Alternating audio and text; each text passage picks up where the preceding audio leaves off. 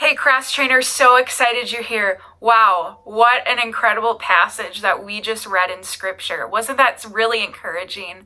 I think so. So all I can think about from that passage is the devotion of the early church and what that physically looked like. From this short passage, we see that this wasn't just a label change.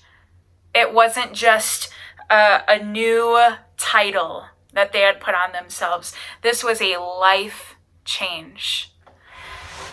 So, and we can go beyond that. It wasn't just a life change. This was a corporate change. This was a full body changing together. So in verse 41, before this text starts, I just want to point out that the church grew from 120 people to 3,000 people. What a story. What a sermon, actually, from Peter. The promise of salvation and the dwelling of God's Spirit is in those who put their faith in him. So with this passage, there are two things that I want to point out, to bring to our attention so that it can help us grow in our faith together. So one of them is devotion itself. So we see that the early Christians devoted themselves to the apostles' teaching, fellowship with each other, the breaking of bread, which is communion, and prayer. So I just want to share a quick story of how I've seen this work in my life. So 4 summers ago, I served as a short-term missionary in Alaska. I was in a team of 7 people that was there for an entire summer, and we spent our whole days together. We, from the moment we woke up, we had morning prayer with each other. We ate meals together. We served in the community together. We would come back and have nightly worship with each other on Sundays. We would go to church together. So we were doing everything together for the sake of the kingdom. And let me tell you, that was the most growth I've had in my entire faith journey over a short period of time like that. I grew in just some radical ways. God did some amazing things, and I was just so thankful. So the testament of having devotion to Christ, but also to the church, I've seen move very beautifully.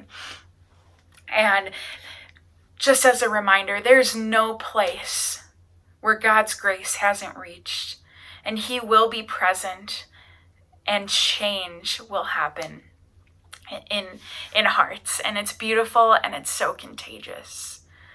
And so even if we can't be a full-time missionary in a new place, we still have that promise, and we can still work towards that kingdom expansion. And so the second thing I would like to point out is in verse 44, and it says, "And all who believed were together and had all things in common." This points out that the early church was a community. They did everything together. They were around each other constantly, with always building each other up. Now, I'm not saying to completely swarm around people constantly, because we all need our space. But what I'm talking about is doing life together. They made sure that the other was taken care of in their community. Each person had a purpose in the kingdom. And they also had favor with all, even people outside of their Christian community. What a testament.